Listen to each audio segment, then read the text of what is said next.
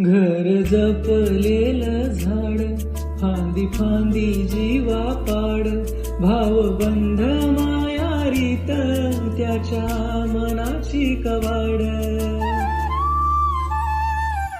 लेक माहेराच सोन, लेक सौख्याचं औक्षण, लेक बासरीची धून, लेक अंगणी पैंजण, लेक चैतन्याचे रूप, लेक अल्लड चांदण, लेक रंगांचं शिंपण, लेक गंध हळवण, लेक परक्याचे धन, बाबा फुटतो आतून आला गोठलेला क्षण.